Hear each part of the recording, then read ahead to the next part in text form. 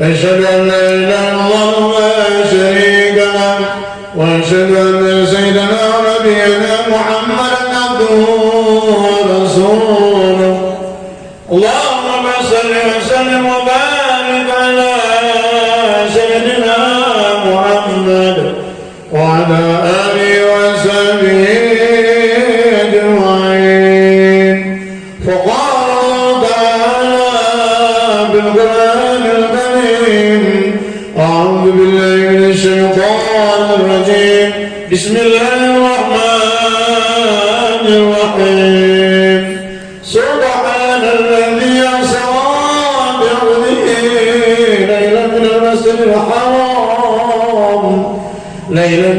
الحرام إلى المسجد الأقصى الذي باركنا حوله لنريه من آياتنا إنه هو السميع البصير.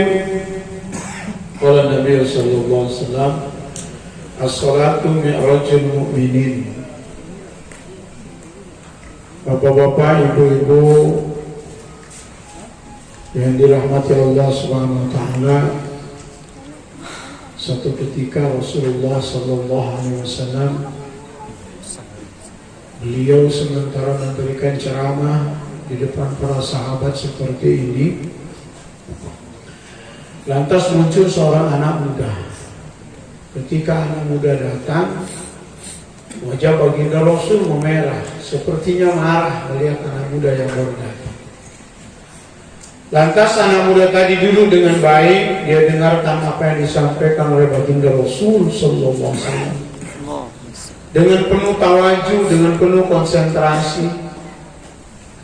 Dia tidak berbisik dengan teman sebelahnya, dia tidak ngobrol, dia tidak bercerita, dia tidak buka HP, dia tidak baca YouTube. Betul-betul matanya, telinganya, hatinya dipusatkan ke depan kepada apa yang disampaikan oleh baginda Rasul.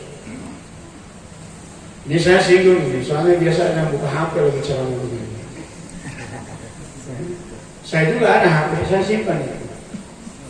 Kalau kita buka HP, saya juga buka HP. Gimana?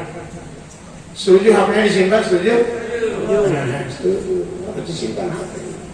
Itu setan, iblis itu saat HP yang ditanam kalau lagi ceramah dibuka. Karena biasa kalau orang yang dengar ceramah membuka HP, ketika besok ditanya oleh temannya, pergi acara instrumen dari mana? Iya, pergi. Bagus ceramahnya. Dia bilang tidak enak kuenya. Ditanya ceramah, kuenya bilang. Kenapa? Karena otaknya tidak di ceramah, otaknya di HP. Makanya saya selalu sampaikan, Bapak-bapak yang mulia, setelah baginda Rasul selesai berceramah, anak muda tadi pergi kembali meninggalkan baginda Rasul beserta para sahabat. Di sini, depan di sini, dekat tanahnya di sini. Meja di sini Bapak Guru. Nah, di situ. Biasa ada cacing ini yang bergerak satu, yang lain tak goyang juga. Makanya saya ini terus terang saja, ini malah undangan itu ada 3 di Masjid Sultan itu dengan di Biromaru. Tadi sore ada 2 juga, saya batalkan karena saya untuk fokus di sini. Tadi malam itu di Pantai Timur sana. Pulang selesai ceramahnya dari jam 8:30 tadi malam sampai 11:30, 3 jam. Orang di tanah, tidak pakai tenda, tidak ada atap. 1.000 manusia terkenal di sana. Saya batalkan undangan di tempat lain karena saya harus hadir di sini. Saya utamakan, walaupun undanganku banyak di tempat yang lain, tapi karena saya harus hadir, karena saya ingin kalau ada ceramah begini tidak ada yang ribut, tidak ada yang lari-lari, supaya kita ada makna pulang selesai isyaratnya, ada hasil yang kita bawa pulang. Insya Allah ya. Jadi Bapak yang mulia, ketika baginda Rasul selesai ceramah, Anak muda tadi pergi kembali meninggalkan baginda Rasul beserta para sahabat. Tetapi ketika anak muda tadi pergi, Rasulullah iringi kepergiannya dengan senyuman. Para sahabat bertanya, ya Rasulullah, ketika anak muda tadi datang, engkau sepertinya marah melihatnya. Tapi ketika anak muda tadi pergi, engkau iringi kepergiannya dengan senyuman, ya Rasul. Apa sebenarnya yang terjadi? Maka hadirin yang mulia, Rasulullah katakan, wahai sahabatku sekalian, anak muda yang baru datang tadi itu banyak dosanya. Terlalu kotor dirinya dengan noda dan dosa. Saya tidak suka melihat anak muda yang terlalu banyak dosa seperti itu. Tetapi karena asbab pengorbanannya, dia sudah duduk, dia tinggalkan rumahnya, dia tinggalkan kesibukannya, dia tinggalkan istirahatnya, dia tinggalkan permainannya, duduk di tempat ini dengan penuh tawajuh, penuh konsentrasi. Allah Subhanahu wa ta'ala ridho kepada anak muda tadi, sehingga anak muda tadi diampuni semua dosanya oleh Allah Subhanahu wa ta'ala. Mudah-mudahan kisah ini menimpa kita semuanya, insyaAllah. Kita ini Bapak yang mulia, diakui atau tidak, disadari atau tidak, banyak dosa Pak. Terlalu banyak dosa kita ini. Pagi-pagi saja baru bangun, pas sarapan pagi baku marah dengan mai tua, itu satu dosa. Kita bentak istri, dosa. Kita maki anak, satu dosa. Berkata kasar, berkata kotor kepada orang yang ada di rumah kita, itu satu dosa. Kenapa hadirin yang mulia? Allah Subhanahu wa ta'ala firmankan dalam Al-Quran, ma yalfizu min qawlin illa ladaihi raqibun atid. Tidak keluar kata-kata dari bibir seorang manusia, dari bibir kita, terkecuali dicatat oleh raqib dan atid. Kalau keluar dari mulut kita ini baik, dihitung pahala.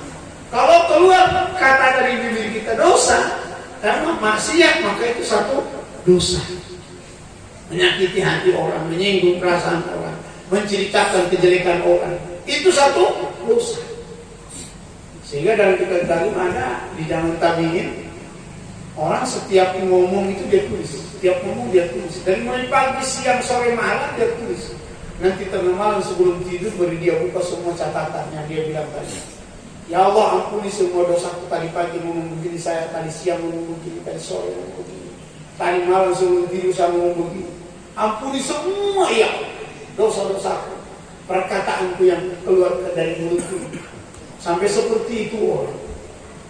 Ya, maka hadirin yang mulia, dengan datangnya di majlis ini, mudah-mudahan Allah Subhanahu wa ta'ala ampuni dosa kita semua ya. Amin ya rabbal alamin. Hadirin yang dimuliakan Allah Subhanahu wa ta'ala, apalagi sekarang Pak, dosa itu mudah sekali dapat. Bapak-bapak duduk di teras sambil minum kopi, sambil merokok, dulu setengah jam, sudah lewat 17 jam. So lewat cewek lewat kan. Kalau pakai cewek-cewek sekarang, la ilaha illallah, sudah tipis, ketat, pendek lagi. Ya, teman, betul itu? Hah? Biasa saya sampaikan, pakaian anak-anak perempuan sekarang ini di bawah bupati, buka paha tinggi-tinggi, pahanya dikasih dia. Itu kesukaannya itu. Di atas sekitar terbuka sekitar wilayah dada. Masya Allah. Ayo. Ini susah ya Pak Kamil. Kalau jolong mangga dia kelihatan pusat. Kenapa ini pakai kita angkat lagi kelihatan pusat. Ambil mangga kelihatan panjang. Ini susah yang begini. Dilihat dosa, tidak dilihat mubazir. Terpaksa dilihat sedikit-sedikit. Ini dosa, semua ini dosa ini. Dosa. Rasul bilang, nadrotul mulai laka wasani alaika. Penglihatan pertama rezekimu, penglihatan kedua baru dosa. Penglihatan pertama itu rezekimu. Rezeki kalau lihat pertama, tidak berdosa yang tadi. Kedua kali itu yang dosa. Kedua kali itu yang dosa. Dia. Dia bilang, Ustaz, saya hanya 1 kali. Iya. Tak. Ini sudah 2 kali. Maksudnya yang disebut 1 kali ini bagus, belum ada niat. Tak belum ada niat. Tak pas sudah niat. Itu sudah lain lagi. Apa yang suruh ngomong itu? Ya, itu sudah dosa. Makanya hadirin yang mulia, kita duduk di majelis ini, insya Allah. Apalagi ada satu hadis Rasul mengatakan, majtama'a qaumun, di mana ada satu kaum berkumpul, fi baitin min buyutillahi, di salah satu rumah-rumahnya Allah alias di masjid.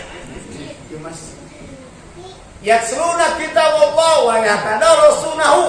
Ada keuntungan yang 4. Pertama, illa nazalat alaihimus sakinah. Yang kedua, wa ghasyiyatuhumur rahmah. Yang ketiga apa? Wa hafathumul malaikah. Yang keempatnya apa? Wa dzakarallahu fi man indah. Di mana ada satu kaum berkumpul? Di mana? Di salah satu rumahnya Allah, yakni di masjid. Keuntungan yang 4. Pertama, nazalat alaihimus sakinah. Diturunkan sakinah, ketenangan jiwa. Jadi orang yang duduk dalam majlis seperti ini, Allah beri ketenangan jiwa. Jiwanya tenang, adem, ayem, tentram. Lupa segala urusan yang lain. Saking nikmatnya di majlis. Majlis ini memang dicari-cari oleh orang supaya mendatangkan kenikmatan. Maka sakinah Allah turunkan ketenangan jiwa orang yang duduk dalam majlis. Yang pertama. Yang kedua apa? Pokok siap rahmat, dicucuri rahmat. Sekarang kita ini tidak lihat Pak Rahmat ini cucuran ini. Apalagi ada Ustaz Rahmat sih. Yang Ustaz Rahmat. Tambah lengkap lagi. Pencucuran ini rahmat sekarang ini di atas kita, cuma kita tidak lihat. Yang ketiganya apa? Wa hafathumul malaikah. Malaikat sekarang berkerumun ini. Allah Subhanahu wa taala tidak kasih lihat sama kita. Dihijab mata kita supaya tidak lihat malaikat. Kalau Allah buka penglihatan kita, Allah buka, malaikat kelihatan, ulama katakan kita tidak kebagian tempat duduk kita. Saking berdesak-desaknya malaikat, tidak kebagian tempat duduk kita. Ya, tidak kebagian. Kenapa? Malaikat berdesak-desak, berpanggil-panggilan, bahkan dalam hadis dikatakan mutarakibun bainas sama'i wal ardh, bersusun dari langit sampai ke bumi. Subhanallah. Ya, malam ini kita duduk di sini, Pak. Masya Allah. Yang keempat apa? Yang keempatnya wa dzakarallahu fi man 'indah. Nama-nama kita semua ini disebut oleh Allah, dipuji-puji di hadapan majelis para malaikat. Wahai malaikat, coba lihat itu hamba aku si Ahmad lagi duduk di majelis kita. Dia tinggalkan urusannya, dia tinggalkan istirahatnya. Sudah seharian kerja, capek. Tapi dia datang di majelisku.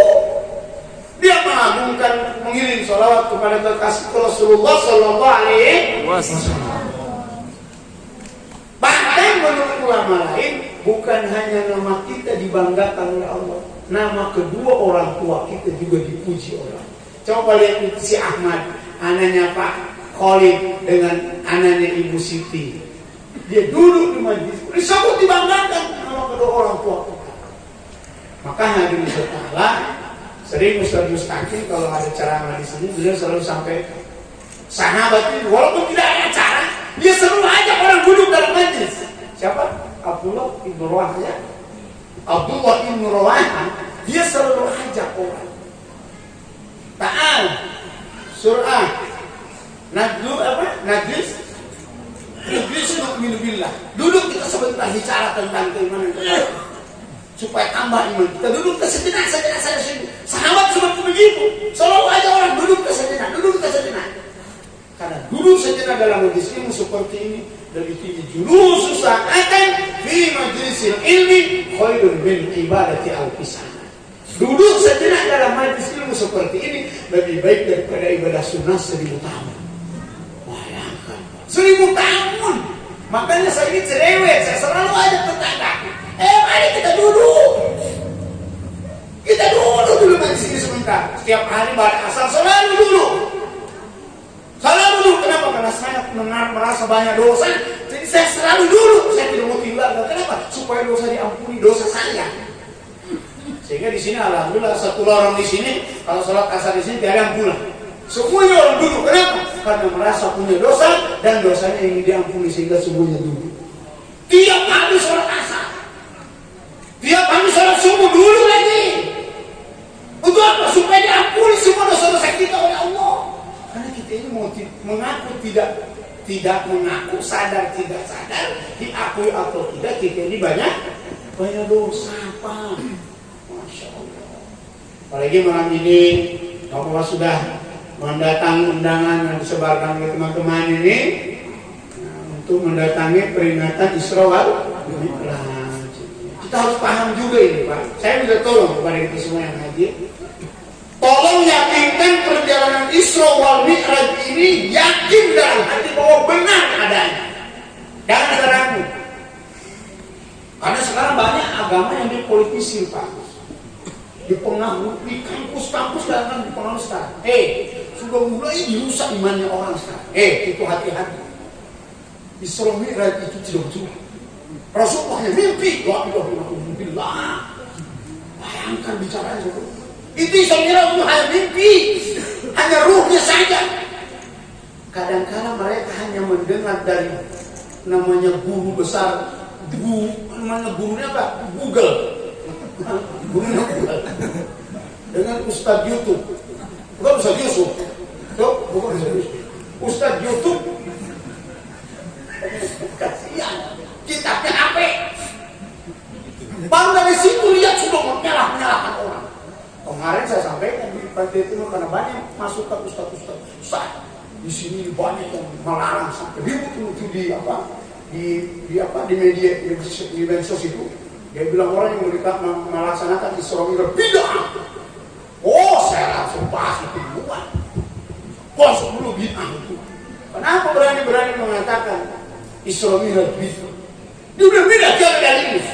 Saya bilang bid'ah itu ada bid'ah dhalalah, ada bid'ah hasanah. Ini boleh juga dikatakan memang bid'ah ini, tapi bid'ahnya bid'ah hasanah. Kenapa mereka tidak pernah masukkan di medsos? Kenapa itu orang bisa main domino sampai tengah malam sampai pagi? Tidak ada yang masukkan di protes, tidak ada mereka. Yang diprotes orang Isra Mi'raj. Kenapa kasih masih diurutan? Kenapa itu di sana ada Nero? Tidak ada. Kenapa Nero bilang? Tidak ada. Kenapa Isra Mi'raj yang baik kok bid'ah? Saya katakan di antara hikmah Isra Mi'raj, yang pertama kita semua bisa berjumpa, bisa bermuajahah, bisa bersilaturahmi. Ini yang pertama pokoknya. Yang kedua, kita bisa mendapatkan nasihat agama. Kita dulu ada orang penceramah, kita dapat ilmu, sedangkan menuntut ilmu hukumnya wajib. Dua. Yang ketiga apa lagi? Ya kalau Isra Mi'raj ini minimal kita dapat kue sebanyak. Nah, itu diantaranya. Dan tentunya yang paling besar yang tadi itu, ya dosa ampun, dicuturi rahmat, dilindungi malaikat, nama kita dipuji-puji oleh Allah, dosa kita diampuni. Amin ya rabbal alamin. Isra wal Mi'raj.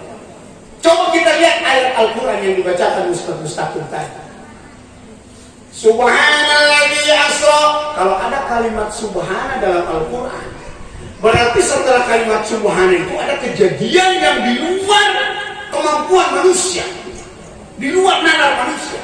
Bayangkan menurut para ulama Pak, perjalanan dari Masjidil Haram ke Masjidil Aqsa, dari Masjidil Haram ke Masjidil Aqsa saja membutuhkan waktu kurang lebih 3 bulan kalau naik unta yang paling jauh lari. Jauhnya itu dari Masjidil Haram ke Masjidil Aqsa itu 3 bulan.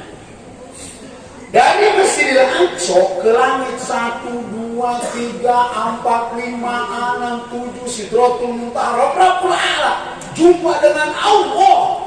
Itu perjalanan tidak akan ada yang bisa. Jenis makhluk yang namanya manusia tidak akan bisa naik ke sana.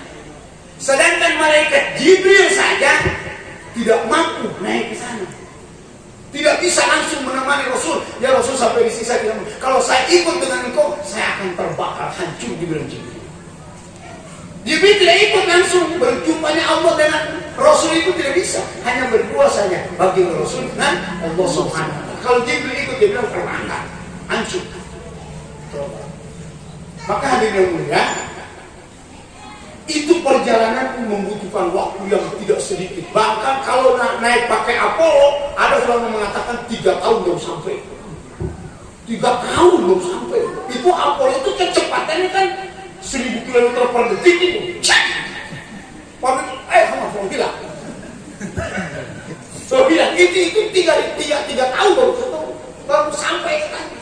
Itu pun tidak sampai kepada tujuan tempat perjumpaannya Allah dengan Rasulullah. Tetapi Rasul melakukan itu perjalanan sangat-sangat singkat, sangat-sangat pendek waktunya, sehingga tempat tidurnya Rasul ketika pulang masih hangat. Bayangkan, masih hangat tempat tidur, berarti waktunya sangat singkat. Jadi harus kita yakini bahwa perjalanan Rasul benar. Subhanalladzi asra, ini bahasa Al-Quran, Pak. Kalau Bapak sudah belajar bahasa Arab, itu ada namanya asra. Asra itu artinya diperjalankan, bukan saro. Kalau saro berjalan, Rasul jalan sendiri. Kalau saro jalan sendiri membutuhkan waktu yang tahunan. Tapi ini asra, diperjalankan. Sekarang lihat jam berapa? Jam 7:15. Kalau supaya itu supaya jam 12, berapa lama kita tunggu? Berapa lama? 1, 2, 3, 4, 5, ya hampir 5 jam. Kalau sampai jam 12 kita duduk di sini, lama menunggu 5 jam, betul tidak? Lama tidak? Lama, 5 jam. Kalau berjalan sendiri, tapi jangan dikasih perjalanan jam itu jam, ambil itu jam, baru putar, langsung jam 12. Betul? Betul. Karena Rasul asro diperjalankan oleh Allah. Baru ayat Al-Quran mengatakan asro bi abdihi, abdul. Abdul itu adalah mutarakibun bainal jasad wa ruh. Namanya hamba itu ada jasad, ada ruh. Bukan hanya jasad, bukan hanya ruh. Kalau hanya jasad mayat. Kalau hanya ruh itu bisa jadi setan, bisa jadi iblis. Dia ada jasadnya. Tapi ini Rasul bukan abdul. Apa itu abdul? Mutarakibun bainal jasad wa ruh. Tersusun antara jasad dan ruh. Dengan jasadnya Rasul berangkat. Itu harus kita pastikan. Dan hadirin yang mulia, Rasul menjalankan sembilan, kita sudah paham semua bahwa Rasul mendapatkan perintah sholat. Perintah sholat itu hadiah dari Allah kepada kita, kepada kita melalui Rasul. Itu hadiah sebenarnya. Sholat itu adalah kasih sayangnya Allah kepada kita. Kenapa? Saya terangkan, alangkah menderitanya kalau kita tidak ada yang namanya sholat. Bagaimana cara berhubungan dengan Allah kalau tidak ada sholat? Alangkah susahnya, alangkah menderitanya kita. Mau menghubungi Allah, menyelesaikan masalah dari Allah kalau tidak ada sholat. Jadi sholat itu hadiah dari Allah kepada kita. Saya minta tolong kepada kita semua, jangan sholat dijadikan satu kewajiban. Jangan. Kalau sholat dijadikan kewajiban, berat lah. Mau melaksanakan itu berat. Duhur masih capek, kita lagi sementara kotor tangan dengan oli apa segala macam. Sholat berat, berat. Sementara baring tidur Allah dan masih mengantuk, berat. Kalau kita anggap sebagai satu kewajiban, jangan dijadikan satu kewajiban ini sholat, tapi sholat jadikan satu kebutuhan. Butuh kita dengan sholat. Coba Bapak buktikan. Seandainya kita acara kan, kita duduk di pesta. Sementara duduk di pesta. Sementara saat pernikahan ini di pesta ini, tiba-tiba di mesin ada. Kan biasa Bapak kode dengan taksi. Masih cantik. Belum ucapan terima kasih orang yang punya rumah. Belum foto bersama 7 cc 5. Gelisah kita kan? Sudah sholat, karena di masjid cukup mati itu. Ini masih nasihat, masih apa masih ucapan terima kasih. Belum foto bersama, gelisah kita kan? Betul? Gelisah kan? Ketika selesai acara, ketika kita pulang, apa yang kita lakukan? sholat. Langsung selesai sholat, plong, baru enak hati, betul? Baru dunia ini luas. Inilah sholat. Sholat itu membuat manusia bisa bahagia. Allah sudah tegaskan dalam Al-Quran, ala bidzikrillah tatmainnul qulub. Hanya dengan zikir kepada Allah hati bisa tenang. Hanya dengan sujud, hanya dengan taat, hanya dengan iman kepada Allah, hanya dengan melaksanakan perintah Allah, hati jadi tenang. Lihat Bapak yang mulia, kalau orang dia sholatnya bagus, kalau orang itu dia jaga sholat, lihat pasti kehidupannya akan bagus. Rumah tangganya akan sakinah, rezekinya juga Allah berkahi, kehidupannya orangnya santai, orangnya rileks, orangnya enjoy, tidak banyak masalah. Kalau orang selalu istiqomah menjaga sholat. Coba kalau orang sholatnya tidak beres, lihat saja Bapak, walaupun orang itu bilpro, uangnya banyak, rumahnya mewah, mobilnya bagus, tapi tidak jaga sholat, lihat rumah tangganya. Tidak ada kedamaian, tidak ada ketenangan, tidak ada ketentraman. Bahkan kita juga tidak bersahabat dengan dia. Seakan-akan dia itu garang, seakan dia itu galak, seakan dia itu takut sama dia. Tidak banyak orang yang tidak senang. Kenapa? Karena jiwanya itu tidak terkontrol, jiwanya tidak tertata dengan agama. Jadi manusia itu bukan ya. Sehingga kami sering muzakarah kalau subuh itu kejayaan, kesuksesan, kebahagiaan manusia di dunia dan di akhirat hanya dalam agama saja. Jauh dari agama tidak ada kebahagiaan. Jauh dari agama sisa. Ini ada saya punya sahabat bentuk rombongan, kirim rombongan ke Bali, di Kuta di Bali. Ustaz Amiruddin namanya, Maulana Amiruddin namanya. Dia bikin rombongan ke Kuta di Bali. Karena di Bali itu memang subhanallah Pak, panas menurut mereka. Jadi mesin itu bisa tenang kalau ada AC di dalam. Kalau tidak ada AC, tidak ada tenang orang di dalam. Waktu itu katanya mati listrik, tidak jalan kipas angin, tidak jalan AC. Terpaksa mereka buat program di teras di luar, di luar, bikin taklim di luar. Taklim pagi kan biasanya mulai jam-jam 9. Kalau dulu kadang-kadang jam 8 sudah mulai, karena 4 jam dulu itu. Sekarang sudah mulai dikurangi lagi tinggal 1 jam.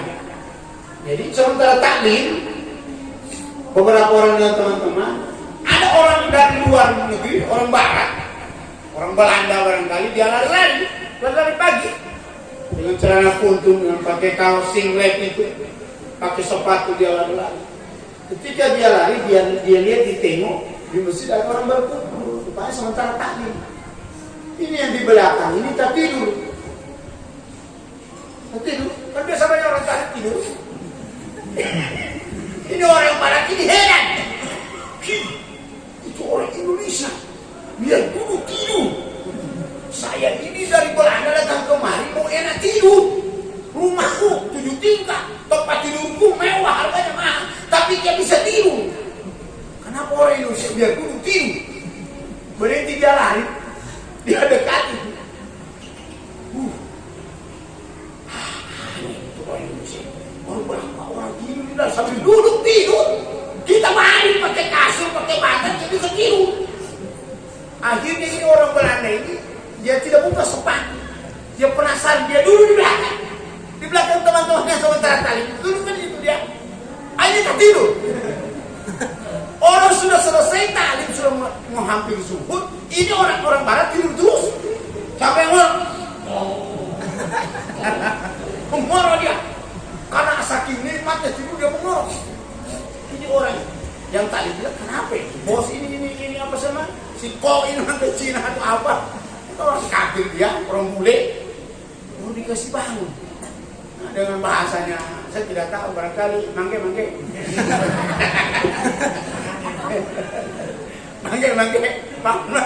Barangkali begitu bahasanya, saya tidak tahu. Kaget dia. Itu sekali seperti ini. Sedangkan dia orang kafir. Akhirnya dia penasaran. Pas orang Islam selesai, dia hanya nonton saya di luar. Apa yang dilakukan? Akhirnya selesai itu dia datang orang-orang selesai sholat. Ini sebenarnya apa yang dilakukan tadi sampai bisa tidur sambil duduk ini? Saya ini jauh-jauh dari Belanda datang kemari supaya bisa enak tidur. Tempat tidurku bagus, pakai AC kamarku, Allahu Akbar dia bilang. Pokoknya kamarku lengkap semua, tapi saya tidak bisa tidur. Akhirnya dia bilang kalau mau tidur seperti dulu harus masuk Islam dulu. Akhirnya dia masuk Islam. Teman-teman kasih sarung, kasih baju, akhirnya ikut program dengan jemaah. Alhamdulillah ikut 4 bulan, Pak. Masya Allah. Akhirnya dia selama 4 bulan Allah beri kenikmatan dalam agama. Ini agama membuat manusia bisa tenang jiwanya. Jadi kalau ingin tenang, kau usah cari tempat lain. Mau tenang pergi pantai, tambah pusing.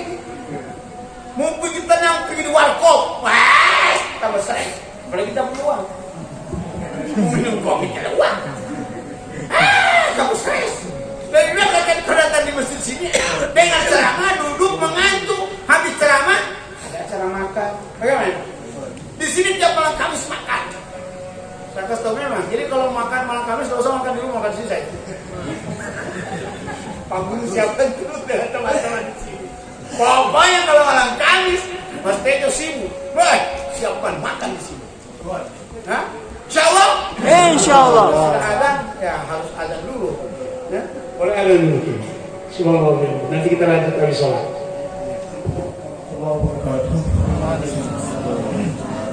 Jemaah Isya yang mulia, Rasulullah SAW bersabda dalam sebuah hadis, "Man shalla Isya fi jama'atin faqannama shalla nisfal lail."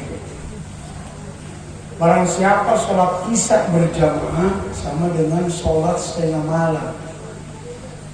Seakan-akan kita sholat dari jam 6 maghrib sampai jam 12 malam. Itu pahala sholat Isya. Lanjut lagi hadis, man sholla subha fi jama'atin faqannama sholla lail kullah. Barang siapa sholat subuh berjamaah sama dengan sholat semalam suntuk. Seakan-akan kita sholat dari jam 6 maghrib sampai jam 6 pagi. Itu pahala sholat subuh. Maka insya Allah semua berjamaah lagi subuh, Pak. Insya Allah kita niat ya. Jangan sampai kita sholat di rumah. Saya kemarin malam saya baca hadis yang mafhumnya Rasul bersabda, aku ingin menyuruh anak-anak muda untuk mengumpulkan kayu bakar dan aku bakar rumah orang-orang yang sholat di rumah. Bayangkan. Penjelasannya, begitulah kasih sayangnya Rasul kepada kita sebagai umat.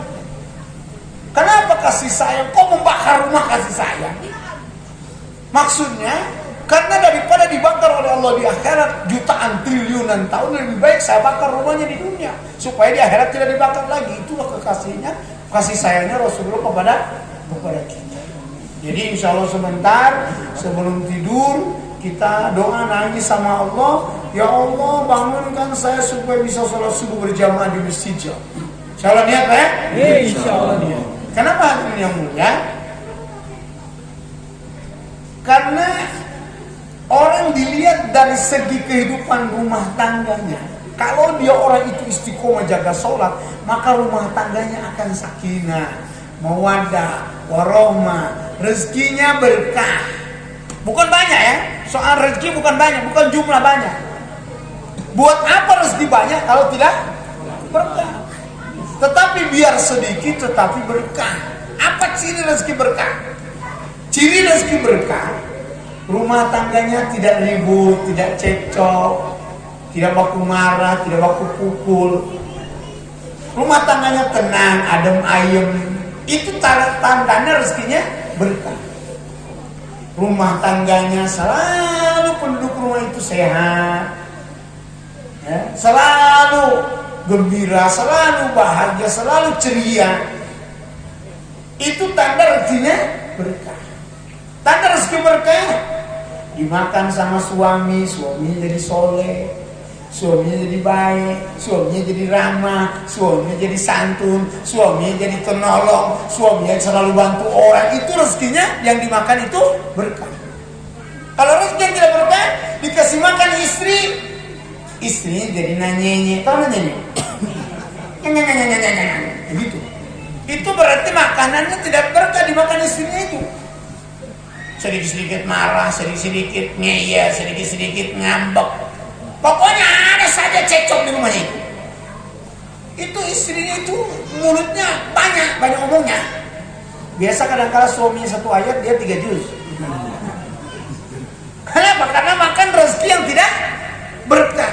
Kalau rezeki tidak berkah dikasih makan anak-anak jadi nakal, anak-anak jadi membantah, anak-anak jadi nambongo, anak-anak jadi napongo, anak-anak jadi nabongo. Pak Haji Kasmudi, ini kalau bahasa orang kaya itu ada 3. Ada nambongo, ada napongo, ada nabongo. Kami tidak tahu artinya, saya tahu. Nambongo itu kepala batu, nakal, tidak badengan, itu nambongo. Pagi-pagi sudah main air, basah baju. Mamanya aduh jangan main air, sakit perutku nanti basah baju. Bukan, ganti. Diganti sama mamanya, baju yang bersih. Pas mamanya ke dapur, main air lagi. Itu nambongo namanya, nakal, mau bantah namanya. Coba tanya anak-anak, Bagas, satu orang urusin. Dorong. Nah, oke. Sudah, perhatian kembali, saya diurus. Ini terlalu pengaruh, ada suara bang sana semata semua. Itu napongo. Yang kedua napongo, tau napongo? Napongo itu dibilang mamanya, nah habis garam, tidur di kios, belikan dulu mama garam. Ini uang, pergi deh. Pas pulang, ini mama. Aduh, mau bilang garam, kau bawa bawang. Itu napongo telinganya, pendengarannya tidak beres. Napanya napongo. Ada anak muda dulu di Deker, ada om bawa kail pancing. Ke pantai mau pancing, dibilang anak muda tanya, Om, gimana Om mau pancing? Apa dia bilang Om? Oh tidak, saya cuma mau pancing. Apa dia bilang? Oh saya kira Om mau bawa pancing. Punya dua-dua napongo. Yang katanya napongo, yang ditanya juga napongo. Lain nabongo. Tahu nabongo? Nabongo itu begini nabongo itu. Ada yang keluar. Nabongo itu. Ada yang keluar dari sini. Itu nabongo kalau orang kayak bilang. Tandanya rezeki tidak berkah itu banyak cencong di rumah, banyak masalah, sedikit-sedikit sakit, sedikit-sedikit masalah, sedikit-sedikit baku buku, sedikit-sedikit baku marah, sedikit-sedikit kehilangan. Itu rezeki tidak berkah. Bapaknya sakit kepala, mamanya sakit perut, si kecil mencret. Yang mencret belum sembuh, adanya bayi japaku, bengkak lagi kakinya. Yang bayi japaku belum sembuh, adanya lagi bayi ingus, keluar terus masuk di itu. Yang baik corona dibilang mas, ya. Yang baik itu belum sembuh, HP hilang, HP belum ketemu, ayam mati, ayam belum dibuang, datang orang Batagi. Lengkaplah penderitaan. Kenapa? Karena rezekinya tidak berkah. Tidak berkah itu banyak masalah, banyak problem di rumah. Sedikit stres saya, sedikit stres saya. Oh itu tidak berkah itu orang. Kan biasanya orang kerjanya ngeluh terus, ngeyel terus. Itu orang tidak berkah hidupnya. Ya, caranya bagaimana supaya hidup berkah? Utamakan sholat. Ini sholat. Sholat menjelaskan masalah. Ini anak-anak sekarang, Pak, mohon maaf, saya selalu sampaikan. Kadang-kala kalau di kampung, kalau di kota jarang. Biasa kalau ada Pak Imam pergi masjid, mau pergi masjid sudah setengah anak dengan sajadah, ditanya, jelas-jelas ke masjid ditanya, Pak Imam, kemana Pak Imam? Udah betul ini nih. Suka mesti ditanya. Akhirnya dia, Pak Imam, salam sama Allah, izin saya tidak sholat. Loh. Bayangkan berani sekali bagus. Dia bilang izin sama Allah, tidak sholat saya. Wah ngajar betul. Dia pemainkan agama. Ketika orang sholat di masjid, dia tidak ke masjid. Pak Imam setelah sholat dia pulang. Dilihat anak muda masih duduk di situ. Nah, orang sudah selesai. Semua sholat kamu tidak sholat dari tadi di sini terus. Apa dibilang itu anak? Pak Imam, dibilang nenekku, biar tidak sholat yang penting baik dengan orang. Maka yang pu. Biar tidak sholat yang penting baik dengan orang. Saya tegaskan, biar kebaikanmu 10 gunung, kalau tidak sholat tidak diterima oleh Allah, ditolak. Ada orang, kalau ada orang meninggal, ambil skop, ambil linggis, ambil cangkul, gali kubur, basah bajunya dengan keringat, basah kotor dengan tangan. Tapi itu orang tidak sholat, tidak diterima amalnya, ditolak. Ada tetangga berduka, bantu pasang tenda, atur kursi, tahlil ikut 3 malam, lain. Pas bagi kue angkat baki, tapi tidak sholat, tidak diterima. Kasihan. Kenapa? Karena syarat diterimanya amal kalau sholatnya diterima. Apa dalilnya? Dalam hadis dikatakan awal ma yuhasabu bil abdu yaumal qiyamah as-sholat. Yang pertama ditanya di akhirat adalah idza sholahati sholat sholahal amal kullu. Apabila sholatnya baik, seluruh amal diterima oleh Allah. Wa idza fasadati sholat fasadal amal kullu. Apabila sholatnya rusak, seluruh amal ditolak oleh Allah Subhanahu wa taala. Kan kasihan. Ada orang sopan, santun, ramah, penolong, selalu baik dengan orang, selalu bantu orang. Oh, pokoknya selalu sedekah, selalu sosial, tapi tidak sholat, tidak diterima. Tidak diterima. Ada orang kerja bakti di masjid dari pagi sampai tengah hari, bawa cangkul, bawa parang, bersihkan masjid sampai berkeringat, sampai kotor, tapi orang sholat zuhur dia pulang. Tidak diterima. Tidak diterima. Sumbang mesin 30 sak semen, tapi orangnya tidak sholat, tidak diterima. Bahkan zakat, haji, sudah 13 kali naik haji, bangun masjid lagi, sumbang pesantren lagi, tolong orang, tapi tidak sholat, ditolak, tidak diterima. Ini kan biasa ada orang yang begitu pak hidupnya. Ini orang ini baik, orang ini sopan, ini santun, penolong, peramah, tapi tidak sholat, ditolak oleh Allah, tidak diterima. Saya katakan lagi dalam hadis, ada dalam kitab hadis dikatakan as-sholat karo'si fil badan. Sholat seperti kepala pada badan. Kalau ada tamu malam hari, assalamualaikum, waalaikumsalam. Ketika dibuka pintu, tiada kakinya orang ini, hanya sepotong, tangannya tidak ada, tapi kepala masih ada. Apa itu? Orang tidak punya kaki, tidak punya tangan. Besok malam Kliwon, malam Jumat Kliwon jam 2, assalamualaikum. Gagal sepatunya mengkilat, celananya licin habis disetrika, jasnya bagus, dasinya panjang, dilihat itu ada kepala. Apa itu? Bongkok. Pokok, mboa, iblis, jin, setan. Kenapa? Karena tiada kepala. Coba kalau kau bingung pergi jalan malam Jumat pas ketemu, assalamualaikum, waalaikumsalam, itu ada kepalanya. Bagaimana? Kau minum musuh masuk rumah, gigi celana kau minum. Orang bukan karena tidak ada kepala. Dia puasa, dia naik haji, dia tolong orang, dia bantu orang, orangnya sopan, orangnya santun, tapi dia sholat. Itu namanya pongkok. Itu namanya pokok. Itu namanya boa. Kenapa? Karena tidak ada kepala. Ada orang belum puasa, dia ikut puasa ikut. Pas tengah hari ngaretom sudah bersandar di tiang, hampir mati, kelaparan, kehausan puasa. Kenapa kau? Lapar ya. Haus puasa. Orang sholat duhur dia tidak sholat, orang sholat asar tidak sholat. Nanti ke masjid maghrib, kenapa? Di masjid banyak tetu. Bikin malu itu.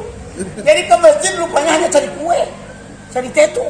Tidak betul itu. Sholatnya juga tidak diterima. Saya ibaratkan lagi, kemarin saya ceramah di Zoom, di Al-Azhar, di Soting, di Sebar, sekota Palu, bahkan ada di YouTube. Saya ceramahkan apa? Sholat diibaratkan angka 1. Puasa, zakat, haji, sumbang, tolong orang, bantu orang, kerja bakti, semua itu nilainya 0. Sekarang ada 0,5. Tidak ada angka di depan. Berapa nilainya? 0. Ada 0 dari Palu sampai Parigi Bajajar. Tidak ada angka. Berapa nilainya? 0. Tapi ada 0. Ada angka 1. Berapa nilainya? 10. Ada 06. Ada angka 1 di depan. Berapa nilainya? 1 juta. Jadi sholat itu diibaratkan angka 1. Amalan yang lain adalah 0. Jadi walaupun banyak amalan tetap nilainya 0. Kalau tidak sholat, makanya sholat yang paling inti. Nah ini yang penting harus saya sampaikan, ya. Dan hadirin yang mulia, Saya juga baca dalam hadis, barang siapa sholat 5 waktu berjamaah dan di masjid, maka Allah akan berikan 5 jaminan. Apa itu? Pertama, rezekinya diberkahi. Kedua, diselamatkan siksa kubur. Ketiga, menerima catatan amal dengan tangan kanan. Keempat, menyeberang titian sirup seperti kilat. Kelima, masuk surga tanpa hisab. Bayangkan itu bagi orang yang sholat berjamaah 5 waktu di masjid. Terus sekarang bagaimana? Ustaz, saya ini sholat belang-belang. Saya cerita sedikit.